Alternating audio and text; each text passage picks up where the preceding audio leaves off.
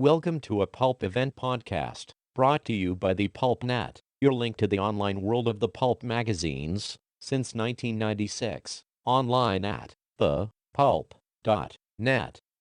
In this Pulp event podcast, Michelle Nolan, longtime journalist and pop culture historian, takes a look at the sport pulp magazines.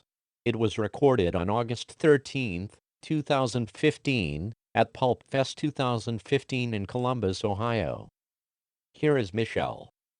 This panel is setting a record for the latest panel in PulpFest history. So, at least I think it is. So which I figure is appropriate for sports, because they're always talking about records of various kinds. So I appreciate those of you who showed up.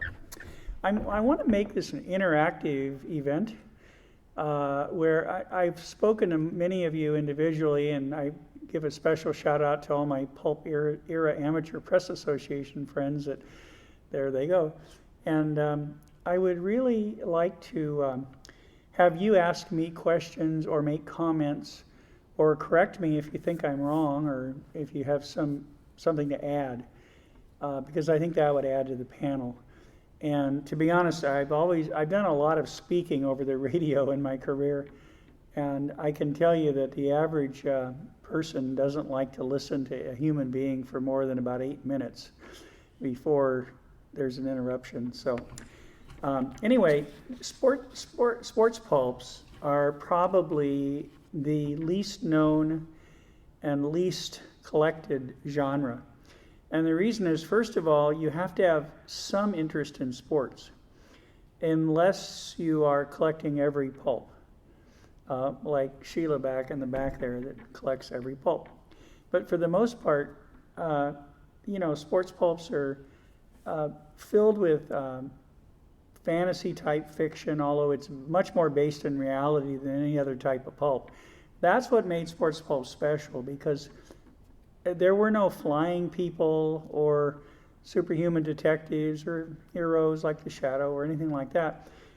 Basically, what sports pulps did was provide probably more conflict per page than any other pulp genre. It was all conflict of various types, whether it was player against coach or coach against management or player versus teammate or whatever it was. There was conflict all over the place. And if you think about it, real sports is pretty much like that, although sportsmanship generally calls for conflict to not end in bloody fights, although it does sometimes, especially in sports like hockey. Sports Story magazine from Street and Smith ran for 20 years, from 1923 to 43, and it's by far the most successful of the sports pulps, even though it was discontinued early as part of the World War II purge. It ran 427 issues, and until the last 4 years was twice a month. And even in my book Ball Tales, which studies all aspects of sports fiction, I used the old total 429, but when I went over all the volumes and numbers, it doesn't match up with 429, it's 427. So that's what I'm going with now. This was the only sports magazine to print serials. None of the others did that, to the best of my knowledge. They all printed one-off stories. But for some reason, like many of the other Street and Smith publications, they like to print serials. This is both positive and negative for the collector, because the guy who has the most sports story magazines on earth is sitting right there, Alex, and Downdakus, and Alex is, I guess, over 280 now or something. I have almost 100, and I'm not avidly collecting it. But anyway, it was an incredible success. And it was one of only 12 titles of any pulp genre to appear all 20 years that Sports Story magazine was on the stands. Only 12 other titles appeared during those 20 years. Part of that's fluky, because obviously the Shadow started later but the Shadow didn't last 20 years either. It lasted 18. So It's just an amazing, amazing tribute to it. It had only one competitor during its most of its publication history, and that was called the All America Sports Story magazine, which ran 45 issues from 1933 to 38. It was published by the publishers of Ring magazine, which was one of the most famous, probably the most famous sports publication in American history for a long time. That was when boxing was second only to baseball in public sports interest. Boxing was unbelievably huge in this country in the 20s, 30s, 40s, and 50s. And there were years when the highest rated program on television was the Friday night fights. And so it was an amazing, but I don't really collect boxing material, and I personally don't like the sport, even though my dad was a professional prize fighter. And I feel that it just doesn't interest me. So if anybody wants to write a book about boxing, feel free, because I'm not going to do it. Anyway, this magazine, All America Sports Magazine, it lasted only 5 years, and it published very, very little of note. It was really a poor magazine. But, it's still collectible only in the sense that it's very, very old and very antique-y looking. It looks like it was printed in 1890. It's very unusual. By 1935 to 39, there was an immense flood of about 25 or 26, depending on what you define as sports, titles by all 6 publishers besides Street and Smith. There were 6 publishers only that did American sports pulps. And they were Ace, Thrilling, Popular, Red Circle, which was Martin Goodman's outfit, Fiction House, which did almost nothing but single sport pulps, and Columbia. Columbia was the really awful company that actually produced an American Icon and Archie. So I guess that goes under the category of even a blind squirrel finds an acorn now and then.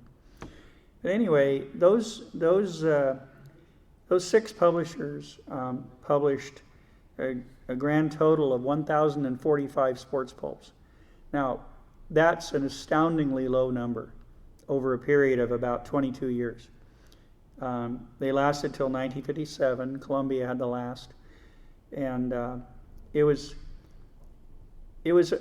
amazing how few were published, but they sold well, and they generally were pretty popular. And believe it or not, a lot of girls read them too, and ergo my interest in doing the thing. And I think that sports pulps were kind of the only place where readers could read something based in reality. I mean, you could say that about romance pulps, but if you've ever read a romance pulp, you know it's not based in reality, any way, shape, or form, for the most part. But sports pulps were, and the vast majority of the stories contained no superheroics of any kind, no, incredible, fantastic endings. In fact, most of the big games were described in fairly pedestrian terms. The real good aspects of sports pulps was the conflict between the coach and the player and all the other potential conflicts. And the game action is actually pretty stultifying and not very well written, but the conflict, for the most part, is very vivid, and it continues to this day. Because just the other day, the quarterback for the Jets got cracked by one of his linemen, and there's been various. I heard one radio announcement today speculating that Smith owed the other guy money, and who knows? But anyway, I'm sure the writers will dig it out. The thing is, that kind of conflict occurred in sports pulps all the time, and most of the real life things that have happened in sports were actually much more dramatic than what appeared in sports pulps. Don Larson's no-hitter in the 1956 World Series for the Yankees, Joe Carter's World Series winning home run for the Blue Jays in 1993, and Bobby Thompson's home run for the New York Giants in 1951 that won the World Series. Won the playoffs over the Brooklyn Dodgers, and then the Giants went on to to lose the World Series to the Yankees. But the point I'm making is that in sports pulps, fiction takes a back seat to fact. There are very few stories in any of these pulps where they couldn't happen, or where you'd say, there's a few. Alex, I see your face grooming. Every issue, there's at least one where there is a superhuman effort by a guy who does something that maybe you'd say, oh, another Nolan Ryan. Yeah, those are often short stories rather than the longer stories. I'm thinking more of the longer stories where a character... The short stories almost had to have some kind of great effort because they were short. And, otherwise they would be boring. But the longer stories, and there were a lot of long stories in sports pulps, these stories tended to focus on, human nature and human interest, and they really were very good. I described quite a few of my book here, and there was one particularly touching story about a third-string football player who'd never seen the field until his senior year of college, and he literally became the leader of the team because of his unselfish nature, and it turned out he was a pretty good player his senior year. And this type of thing happens every year in America. There are always stories in the newspapers and magazines about former backups who become stars. Michael Jordan got cut from his high school varsity basketball team and sent back to the JVs, if you can believe that, in North Carolina. And there are lots of stories that feature drama and unusual events, but real life actually is more compelling. And that's one reason, I'm getting ahead of myself here, but that's one reason why sports pulps didn't last very long, was once television, and radio had an impact too, but television really had an impact on sports publications, both fact and fiction, because when you could watch heroics on the television starting commercially in the early 50s, when you could do that, that was much more dramatic than reading a sports story. And most sports fiction starting in the 1930s was written primarily for young readers, teenagers and below. And there has been in the last 20 or 30 years a number of adult novels, and particularly mysteries, probably less than 300 books total. I don't know, something like that in my collection. But the point is that sports fiction was primarily for younger readers. As far as the first competitor for Street and Smith, that was published by Popular. It was called Dime Sports, and later it became New Sports after the hiatus during World War II. They couldn't call it Dime Sports anymore because it cost 15 cents and then a quarter. Pretty soon inflation, it went from a dime to a quarter in about 3 years, and it was so it was New Sports. But anyway, that appeared in July of 1935 with a swimmer, a diver actually, but I don't know if it was a swimmer or only a diver, but anyway, some do both. But a swimmer on the cover. Now, that, of course, I don't think there was a single swimmer on any sports cover after 1940. There might have been one or two, but not very many.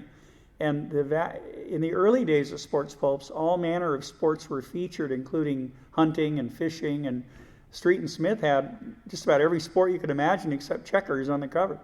And it was kind of interesting in a way, but it also showed how our society has lost interest in these other activities and yet retained interest in football, baseball, basketball, and hockey.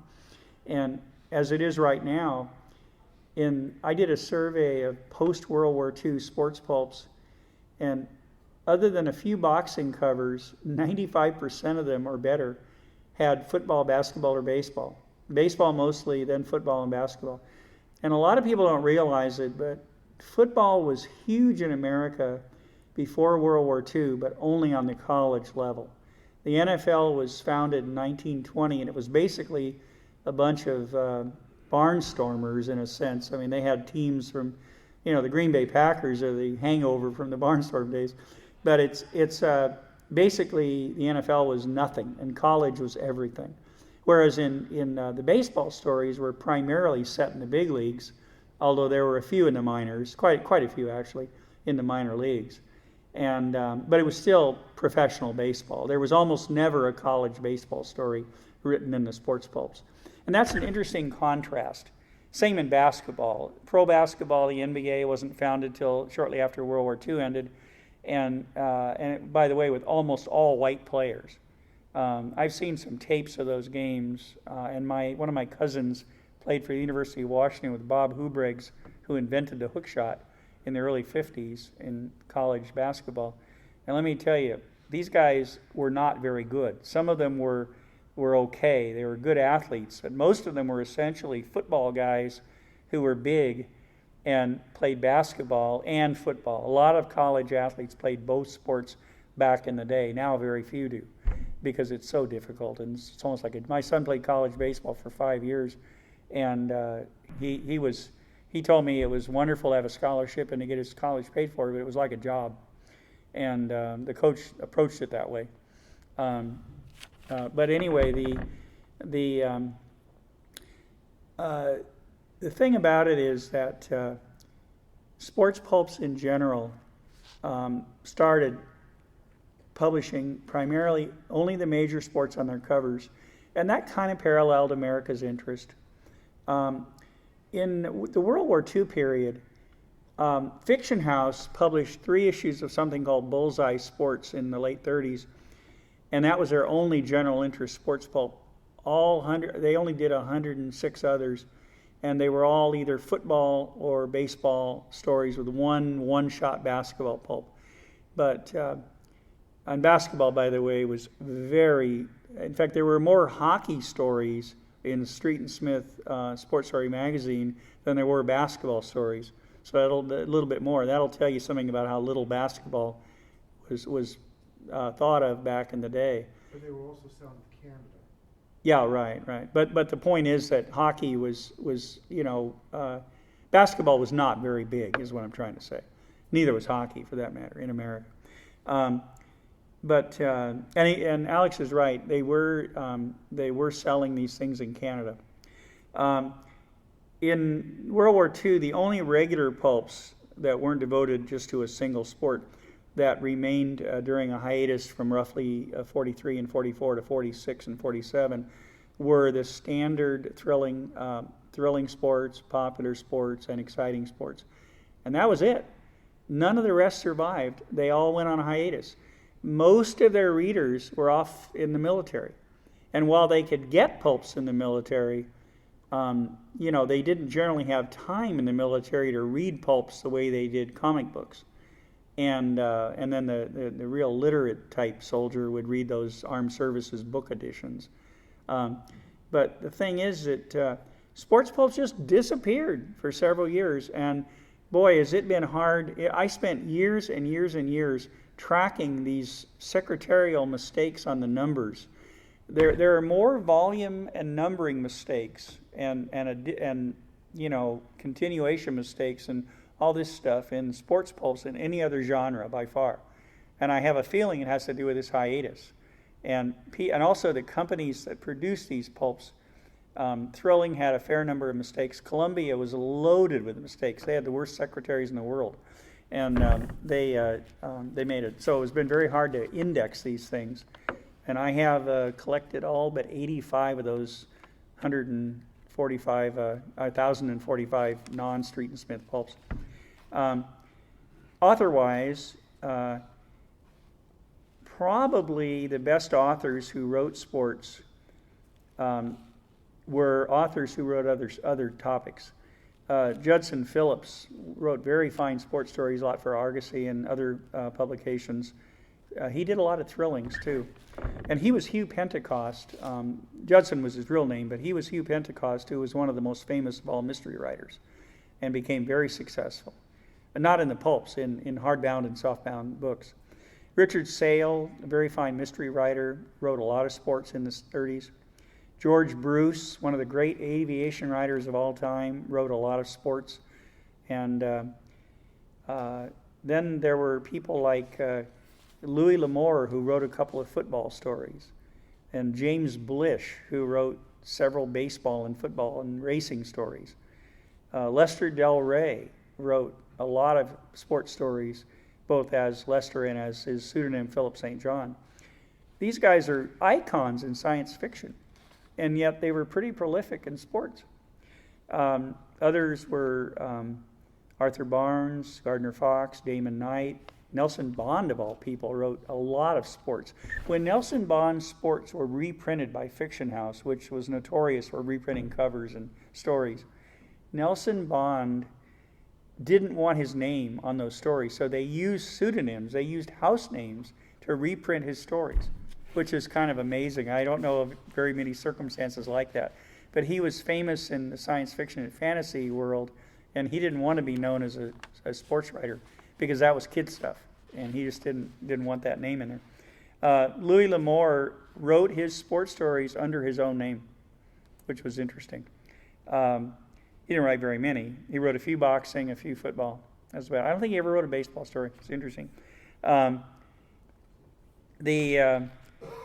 other thing about sports pulps that's interesting is that there was an awful lot of fact in them, unlike any other type of pulp. I mean, you might see poetry, maybe a lovelorn column, and some that was more comic book stuff than pulps. But in the sports genre, you saw way more fact in the sports pulps than you did in any other type of pulp. I'm not sure about pulps like Adventure or Argosy. I don't collect them in big numbers, and some of you might be able to help me out. David, did Adventure and Argosy publish fact too, or mostly fiction? Okay. There was always Adventure had, Talk to Adventure or letter columns, and they had experts. There was a lot of factual information and factual articles. Okay, so there may perhaps Adventure was the exception that proves the rule, but sports pulps though had a lot of nonfiction, and a lot of it was written by the leading sports writers of the day who were moonlighting because newspapers have in the past and still do. I can speak from experience of 50 years. Newspapers pay the lowest salaries of any career that requires a college degree, and they're bar none.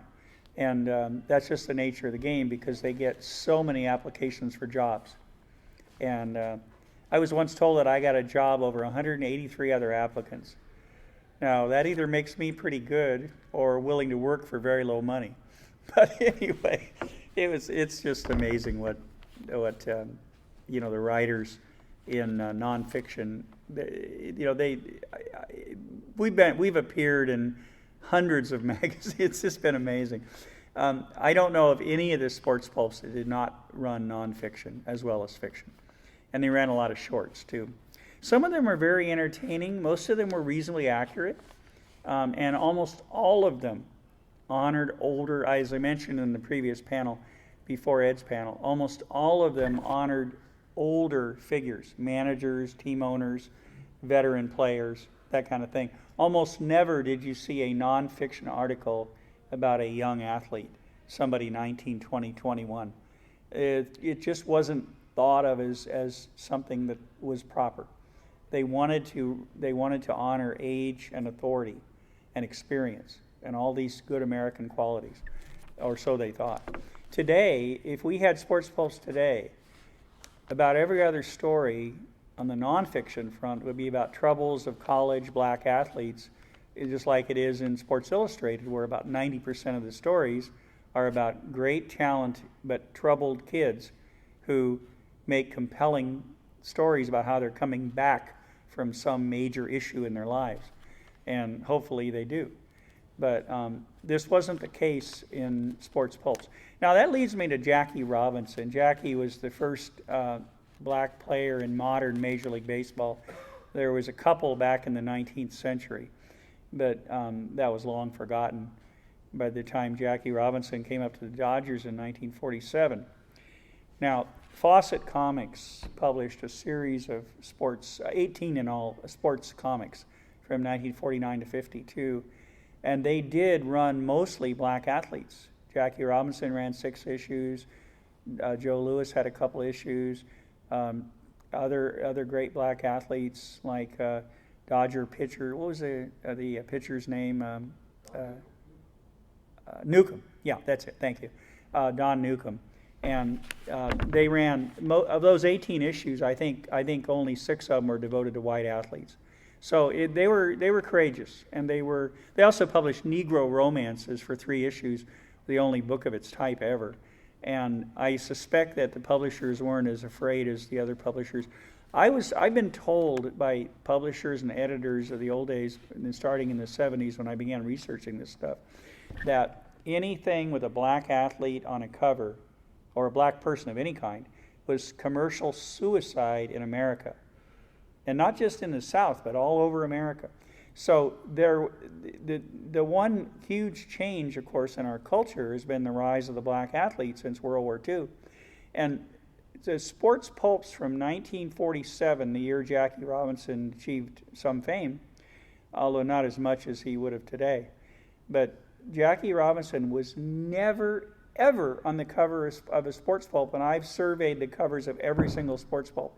Jackie Robinson didn't. And now here's a guy who probably made the greatest contribution in American sports history to our society by being brave enough to take unbelievable garbage, unbelievable racist comments spewed at him every day. If they'd had the internet then, I don't know if he could have made it. It was the trolls, as the internet phrase goes. The trolls on Jack were just amazing. I mean, people would come to the park solely to give him a bad time. And for him never to go into the stands, unlike, say, Ty Cobb, who fought several fans in his life, Jackie Robinson had incredible self-control. I mean, he had to have hated all this. But for all of his heroics, and he's in the Hall of Fame, he was a great player. He didn't join the Brooklyn Dodgers till he was 28 years old, but he was a 4-sport letterman at UCLA. He was a very valiant serviceman during World War II, and he was one of the greatest athletes of all time. And as a ball player, he was a very sound. He only had a few great years, but he was older, and he also was surrounded by incredibly talented teammates. I think 5 or 6 of them are in the Hall of Fame, so whatever it is, and and that doesn't even count Don Drysdale and Sandy Koufax, who were young players then at the end of the Dodgers in Brooklyn. But all I'm saying is that for Jackie Robinson not to appear on the cover of her sports pulp was an American disgrace. It was typical of the America of the day, which was commercially, you saw almost no black people in American magazines of any type, except, of course, Jet and Ebony and that type of magazine directed to black audience. But you saw almost no black people in American. You could go through the Saturday Evening Post, the Ladies' Home Journal, all that stuff in the 30s and 40s. You won't see a single black face anywhere in those magazines. It's as though black people didn't exist. And it was the same way with the pulps.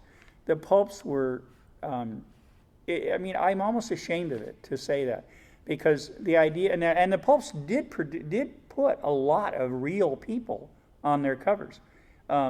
Popular Sports, which started in 1937 after Thrilling Sports in 1936, produced covers of about, I can't remember the exact number, but 15 or 20 great athletes, including Lou Gehrig, and that issue sells for a lot of money. Popular Sports is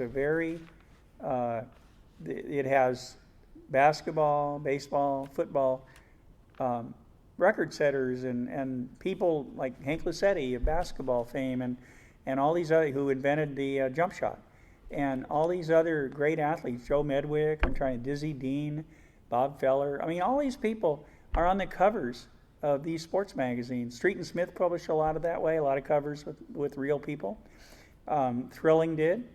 Most of the publications did have a few like that. The only one I can think of that I don't think ever published a real human being on its cover was Martin Goodman's Red Circle, and the Marvel comic book guy. And Joe Louis was never on the cover of the Pulp? Oh, he might have been on the cover of Star Sports in thank you for that, Star Sports in 1936. I think the first issue, it has a kind of a vague colored image, colored in face. It looks like Joe Louis, but it doesn't say it's Joe Louis. And but anyway, it's just very interesting that real people appeared on a lot of the sports pulps. Now, real people, never appeared in any other pulp genre, that I know of. I mean, there might have been one that I don't know, but for the most part, didn't happen. So sports pulps were either deeply loved or just totally ignored. 5 minutes? Thank you.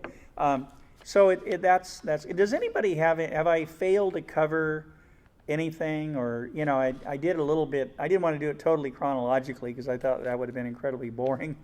But is there anybody who has a question or thinks I've overlooked something? Walker. Yeah, tell us something about the upcoming book. Oh, my book. Yeah, I'm working on a book now on pulp baseball and football fiction, which was by far the most total pulp fiction, although boxing was prominent during the 30s and 40s, and not so much in the 50s. But the book will cover how the boy, you wouldn't believe how research intensive this book is.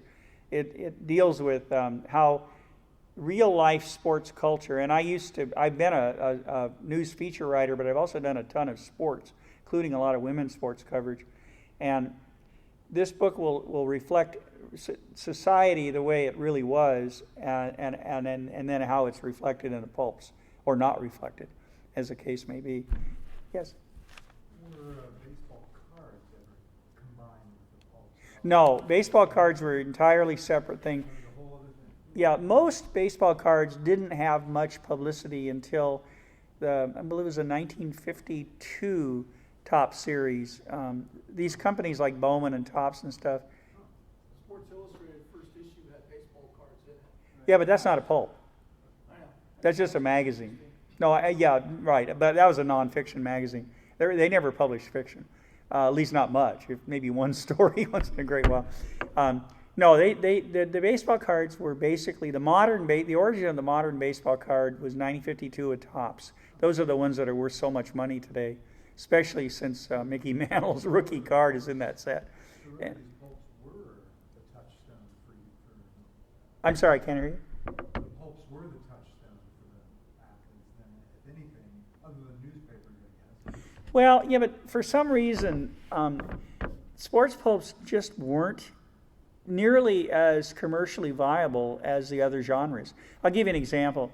There were, like I say, if you include Street and Smith, there were about 1,530 sports pulps published total, not counting the boxing ones from Fiction House did a long run of fight stories. But sports pulps, that's 1,500 pulps. The next lowest genre is more than 4 times that many in terms of air war pulps, airplane pulps. Also romance pulps and western pulps ran to the many thousands. Detective pulps, general interest pulps. In fact, there were more issues of, was it Western Story or there were almost as many issues of Western Story magazine. Walker, how many issues were there? Over 1,250. Okay, was that the longest running pulp? Well, Argosy had a lot. Okay, but there were, well, I'm thinking of genre. Okay, so Western Story magazine from Street and Smith, they published almost, in one magazine, they published almost as many issues as the entire pulp field. So what does that tell you about, the interest? And also collecting-wise, I've been able to acquire, with very little competition on eBay, incredible numbers of sports pulps, because nobody wants them unless you're a pulp completist like Sheila, or you're like Alex, who likes Street and Smith and some of the hockey covers on other pulps. And so he has some interest in it. But there are so few collectors of sports pulps that I almost feel embarrassed that I'm doing a book on it. But I think it's a story that needs to be told. Did somebody else say, John? You could say something nice about Jackson Schultz. Oh, yeah. Well, author-wise, yeah, Jackson Schultz was 1924 Olympic gold medalist in 200 meters. He was the inspiration for the movie Chariots of Fire. And Jackson Schultz wrote probably more sports stories in the pulps than anyone except T.W. Ford. And I can't remember T.W. Ford's real name. Maybe somebody can. But that was a pseudonym. But T.W. Ford wrote well over 1,000 pulp stories, especially westerns and sports. he covered them all, and he was amazingly prolific. Never wrote a published novel, to the best of my knowledge, softback or paperback. I don't think T.W. Ford ever wrote a published novel. All of his writing was in the pulps, and yet he wrote novel-length stories. He wrote all kinds of aviation, Western sports. I think he might be the unknown most prolific author of all time. I would not be surprised if he wrote more words than Felix Faust or Walter Gibson or some of the others. Anyway, that's about it. And does anybody have any other questions? I want to thank you for sitting through the latest panel in PulpFest history. And I hope you gain some interest in sports pulps. You've been listening to a Pulp Event podcast, brought to you by the Pulp Net. When your next adventure was just a dime away. Please visit us online at thepulp.net. Thank you for listening, and keep reading the pulps.